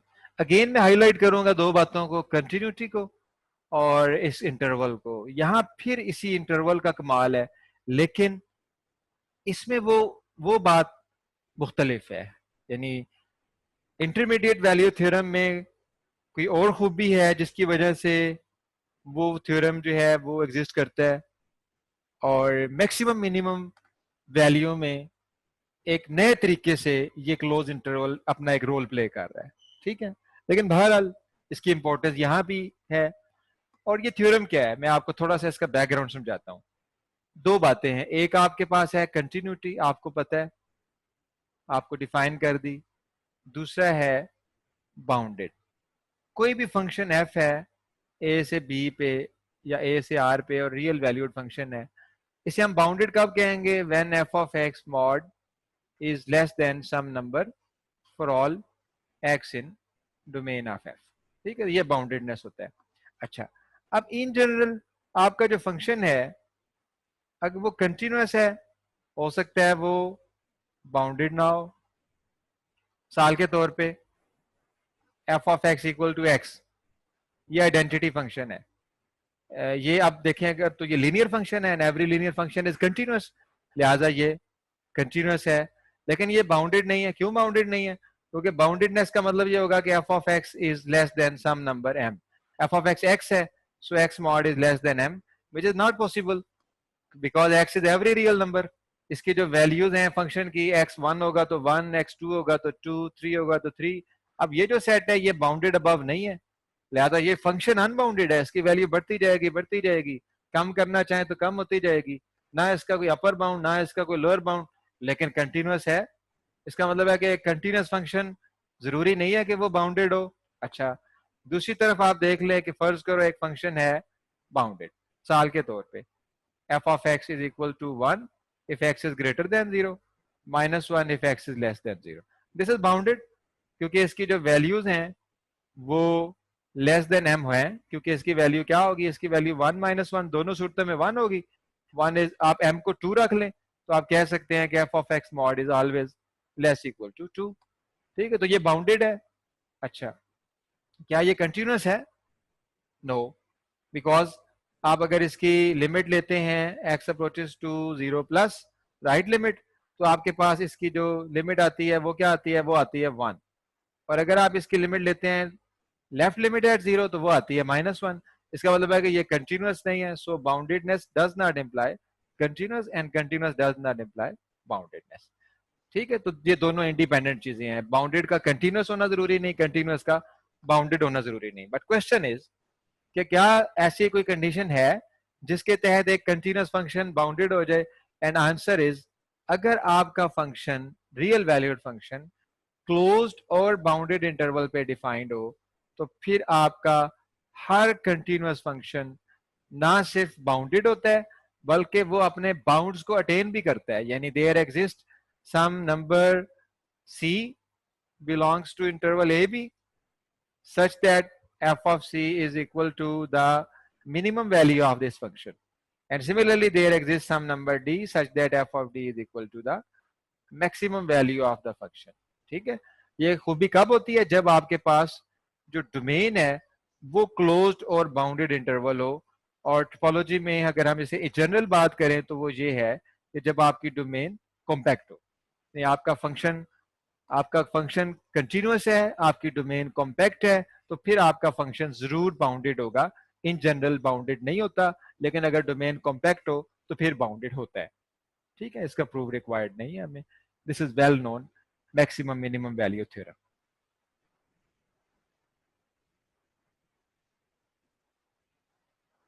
Okay, next is the definition of uniform continuity. इसके लिए आप फिर से रिकॉल कर लें कि आपके पास f एक फंक्शन है, x और y मैट्रिक्स स्पेसेस हैं। आप एक पॉइंट लेते हैं x और आप एक एप्सिलॉन लेते हैं फॉर ऑल एप्सिलॉन। फिर आप कहते हैं देयर एग्जिस्ट ए डेल्टा। अब ये जो डेल्टा है ये x पे डिपेंड करता है, एक बात कि आप कौन सा पॉइंट ले रहे हैं उस पॉइंट के हिसाब से, और दूसरी बात ये एप्सिलॉन पे डिपेंड करता है such that F x minus F, यहाँ मैंने x लिखा है, मैं आसानी के लिए यहाँ पे c कर देता हूँ ताकि ये x से अलग हो जाए, तो ये आ जाएगा c। f of x minus F of c mod less than epsilon if x minus c mod less than delta। So this is continuity at c, continuity at c। ठीक है, ये कंटिन्यूटी है आपकी। इसे आप कहते हैं पॉइंट वाइज कंटिन्यूटी। ये पॉइंट वाइज कंटिन्यूटी है। अब आ जाएंगे what is uniform continuity. Uniform continuity ये होती है कि अगर फंक्शन x से y पे यूनिफॉर्मली कंटिन्यूस है तो फिर ये वाली डिपेंडेंस खत्म हो जाती है, पॉइंट वाली डिपेंडेंस नहीं रहती। फिर आप कहते हैं कि for all x y in x and for all epsilon greater than 0 there exist delta. अब ये जो डेल्टा होता है ये सिर्फ और सिर्फ एप्सिलॉन पे डिपेंड करता है। एप्सिलॉन चेंज करेंगे ये चेंज हो जाएगा, लेकिन पॉइंट पे डिपेंड नहीं करता। This is for all x y. अब ये वाला डेल्टा सिर्फ आपके एप्सिलॉन पे डिपेंड करता है such that f of x minus f of y mod this is less than epsilon for all x minus y less than delta। this is called uniform continuity। अब आप देखें uniform continuity is independent of point. ठीक है, तो ये आपकी जो continuity है ये पूरे सेट पे डिफाइन होती है। दो फर्क आपने देख लिए। The uniform continuity is a property of a function on a set, it is the global property, जबकि continuity can be defined on single point, it is the local property. एक फर्क तो ये है, यूनिफॉर्म कंटिन्यूटी पूरे set पे define होती है, कंटिन्यूटी एक पॉइंट पे भी डिफाइन होती है। ये अलग बात है कि आप कंटिन्यूटी पूरे सेट पे भी कहते हैं तो उसका मतलब ये होता है कि वो सेट के हर पॉइंट पे कंटिन्यूस है, लेकिन उस सूरत में भी वो पॉइंट पे आपका डेल्टा पॉइंट पे डिपेंड कर रहा होता है।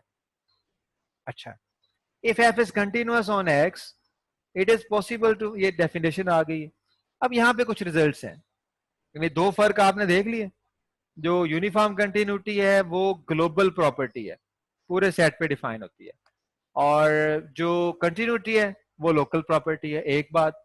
दूसरी बात, जो कंटिन्यूटी है उसमें आपका डेल्टा एक्स और एप्सिलॉन दोनों पे डिपेंड करता है, यूनिफॉर्म कंटिन्यूटी में जस्ट एप्सिलॉन पे डिपेंड करता है। तीसरी बात, अगर फंक्शन यूनिफॉर्मली कंटिन्यूअस हो तो फिर भी डेल्टा तो एग्जिस्ट करता है, इसका मतलब है कंटिन्यूअस तो वो होता है। अगर एक फंक्शन यूनिफॉर्मली कंटिन्यूअस है तो वो कंटिन्यूअस होता है, लेकिन अगर एक फंक्शन कंटिन्यूअस हो तो हो सकता है वो जो डेल्टा आ रहा है वो पॉइंट पे डिपेंड कर रहा हो, तो वो जरूरी नहीं कि वो यूनिफॉर्मली कंटिन्यूअस भी हो। ठीक है, फॉर एग्जाम्पल आपके पास है एक function f of x is equal to x n on interval 0 1। ये आपका कंटिन्यूअस है, ये यूनिफॉर्मली कंटिन्यूअस भी है। नेक्स्ट एग्जांपल आपके पास स्क्वायर रूट ऑफ एक्स, ये कंटिन्यूअस है, ये यूनिफॉर्मली कंटिन्यूअस भी है।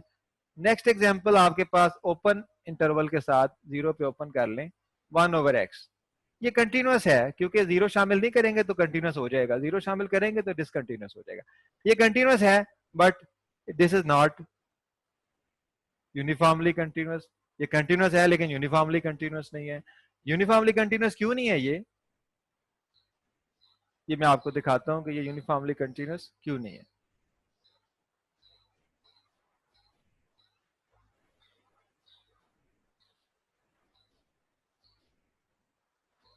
ये आपको नजर आ रहा होगा, ये देख, ये आपका फंक्शन है, ये पहले ये देख, ये स्क्वायर रूट ऑफ एक्स वाला फंक्शन है, ये वाला फंक्शन। आप यहाँ पे एप्सिलॉन, एप्सिलॉन आपका वाई पे होता है, डेल्टा आपका एक्स पे होता है। यहाँ पे आप एप्सिलॉन लें यहाँ पे, उसके करस्पॉन्डिंग आपको यहाँ डेल्टा के लिए ढेर सारी स्पेस बन जाएगी। ठीक है, आप इस अब देखिए जरा, आप इस पॉइंट को आगे लेके जाएं तो ये एक जैसा आपको एक यूनिफॉर्मिटी नजर आएगी आपको। यानी यानी ये ग्राफ ना तो गिर रहा है अचानक से, ना अचानक से ऊपर उठ रहा है।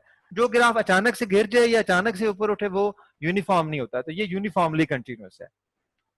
अब 1/x को देखें, ये देखें आप, जीरो से यहां से ये अचानक नीचे गिरा है, ठीक है, और फिर यहां से ऐसे जा रहा है। अब ये यूनिफॉर्मली 1/x जो है ये यूनिफॉर्मली कंटिन्यूअस नहीं है। ठीक है, मिसाल के तौर पे यहां अगर आप देखो, अगर आप यहाँ पे रखते हैं एप्सिलॉन रखते हैं 2, तो आपका फर्स्ट करो इंटरवल ये बनता है 2 to 6। इसके मुकाबले में आप ये देखें जो वैल्यू 4 है वो वैल्यू एक्स एक्सेस पे यहाँ पे है 2 यहाँ पे, तो ये कितना करीब है। आपका डेल्टा बहुत छोटा है यहाँ पे, एप्सिलॉन बहुत बड़ा है। अगर आप यहाँ आ जाए इस जगह पे, जीरो के करीब कहीं पे आ जाए यहाँ पे, तो आपका एप्सिलॉन बहुत छोटा है, डेल्टा बहुत बड़ा है। इसका मतलब है कि आपका जो डेल्टा है वो मुख्तलिफ पॉइंट्स के लिए मुख्तलिफ है। यहाँ डेल्टा की वैल्यू कम है, यहाँ डेल्टा की वैल्यू ज्यादा है, तो ये यूनिफॉर्म कंटिन्यूटी नहीं है। यूनिफॉर्म कंटिन्यूटी ये है कि एक बार अगर आप डेल्टा फाइंड कर लें एप्सिलॉन के लिए, तो फिर वो पॉइंट चेंज करने से भी चेंज ना हो, तो ये uniform continuity. So 1/x is not uniformly continuous.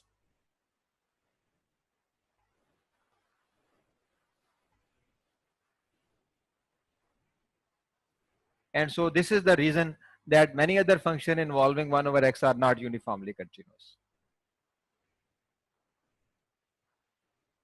ठीक है, ये एग्जांपल है, x square is uniformly continuous, x power n is uniformly continuous, and this is one very important example. और ये MCQs पेपर में भी, पंजाब यूनिवर्सिटी के लिए भी ये बड़े ऐसे खास एग्जांपल है, ये पेपर में अक्सर देती है पंजाब यूनिवर्सिटी भी, एनुअल सिस्टम में भी, और PPSC के एग्जाम के लिए भी ये बड़ी खास एग्जांपल है।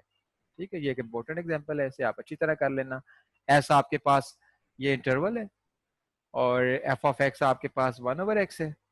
This is continuous. कंटिन्यूअस क्यों है? क्योंकि जीरो नहीं ले रहा तो ये कंटिन्यूअस है, but this is not uniformly continuous. Uniformly continuous नहीं है। प्रॉब्लम मैंने आपको दिखा दिया, ये जीरो पे अचानक गिरता है, ऐसे जीरो से आ रहे, तो इसका प्रॉब्लम जीरो है।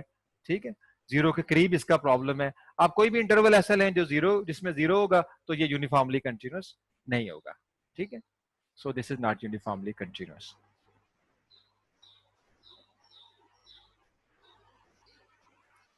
अब इसी इसी वजह से ये साइन 1/x भी यूनिफॉर्मली कंटिन्यूअस नहीं है, क्योंकि 1/x कंटिन्यूअस नहीं है। स्क्वायर रूट ऑफ x जो है ये यूनिफॉर्मली कंटिन्यूअस है, we already know that. And now this is very important theorem. Why this is important? Because आपने कहा कि अगर फंक्शन यूनिफॉर्मली कंटिन्यूअस हो तो वो कंटिन्यूअस होता है। ठीक है, अच्छा, लेकिन अगर फंक्शन आपका कंटिन्यूस हो तो वो यूनिफॉर्मली कंटिन्यूस, जरूरी नहीं है कि वो यूनिफॉर्मली कंटिन्यूस हो. So question is about under what conditions a continuous function is also uniformly continuous. And answer is, if f is continuous on a closed and bounded interval ab, then f is uniformly continuous on ab. Once again, आप देखें कि ये जोड़ी कितनी कामयाब किस्म की जोड़ी है. मुझे तो इस पे रश्क आ रहा है.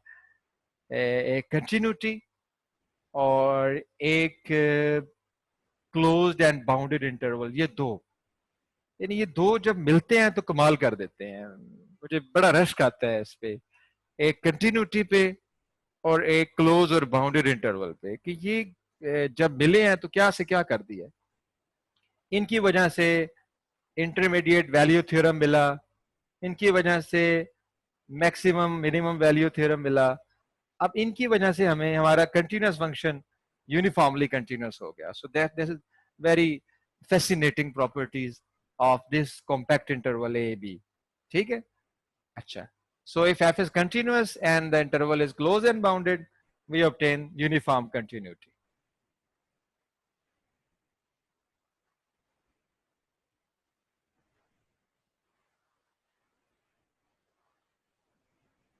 Next is very trivial.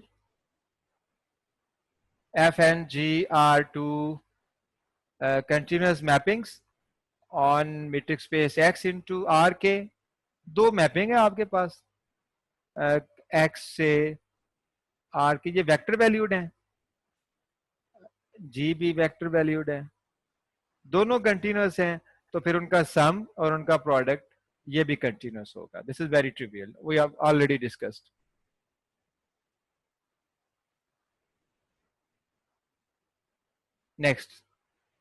Next one है question, if f is a real valued function on R, f is a function, इसकी डोमेन जो भी है R,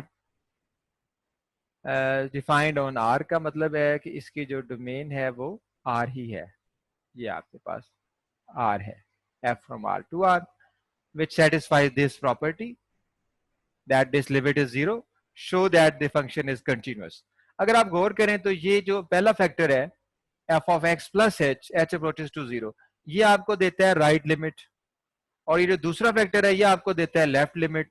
दोनों का डिफरेंस जीरो होने का मतलब क्या है? दोनों का डिफरेंस जीरो होने का मतलब ये है कि x approaches to zero plus is same as x approaches to zero minus. इसका मतलब है कि now if this condition holds, then sorry, this is for x, so I think this should be x plus and x minus. This is t, this is t, this is continuity at x. ठीक है. And this x is arbitrary for all x, so this is continuous on the whole set of all real number. तो ये continuity को जाहिर करता है.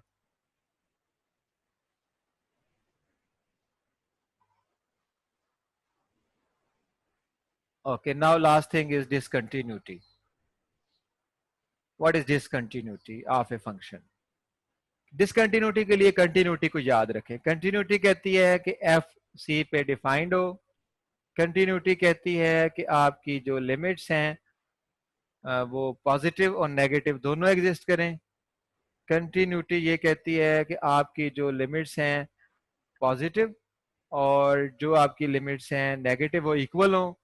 फिर continuity कहती है कि आपकी जो लिमिट है वो एक्चुअल वैल्यू के बराबर हो. तो ये 4 कंडीशंस हैं. अच्छा, फर्ज करें कि पहली कंडीशन सेटिस्फाई. अच्छा, पहले तो ये याद रख लें कि अगर इनमें से कोई एक कंडीशन भी सेटिस्फाई ना हुई तो वो फंक्शन हो जाएगा डिसकंटिन्यूअस. ठीक है. आगे इसकी दो टाइप्स हैं. जब फंक्शन आपका किसी इंटरवल पे डिफाइन होता है ए बी पे, तो फिर कंटिन्यूटी की हम डिसकंटिन्यूटी की हम दो टाइप बताते हैं. दोनों टाइप में हम ये फर्ज कर लेते हैं कि फंक्शन सी पे डिफाइंड जरूर है. ठीक है. अच्छा, फंक्शन डिफाइंड है सी पे, सी हमारा डोमेन का हिस्सा है. अब आगे दो टाइप्स है डिसकंटिन्यूटी की. टाइप 1 को हम सिंपल डिसकंटिन्यूटी भी कहते हैं. टाइप 1 में क्या होता है? टाइप 1 में limit x approaches to a plus या c प्लस, ये और x approaches to a minus ये दोनों लिमिट एग्जिस्ट जरूर करती हैं, ठीक है। टाइप 1 में ये लिमिट एग्जिस्ट करती हैं, तो फिर प्रॉब्लम क्या होता है, ये प्रॉब्लम होता है या तो वो लिमिट बराबर नहीं होती अपने, यानी लेफ्ट और राइट लिमिट या तो आपस में बराबर नहीं होती, या वो आपस में बराबर होती हैं लेकिन फंक्शन की एक्चुअल वैल्यू के बराबर नहीं होती, ठीक है। तो इसका मतलब है कि अगर एग्जिस्टेंस का प्रॉब्लम नहीं ना है, यानी लिमिट एग्जिस्ट करती है लेफ्ट भी और राइट भी, ठीक है, यानी लेफ्ट और राइट लिमिट अगर एग्जिस्ट करती हैं और फिर भी वो डिसकंटिन्यूअस है, तो उसे कहते हैं सिंपल डिसकंटिन्यूटी या डिसकंटिन्यूटी ऑफ टाइप 1। और अगर एग्जिस्ट ही ना करे तो फिर उसे कहते हैं डिसकंटिन्यूटी ऑफ टाइप 2। इन्हें आप एग्जाम्पल की मदद से देख सकते हैं। अब आप आ जाए एग्जाम्पल,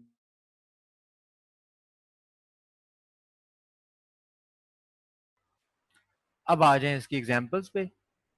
ये आप देखें एग्जाम्पल नंबर 1, ये हमने डिस्कस की है।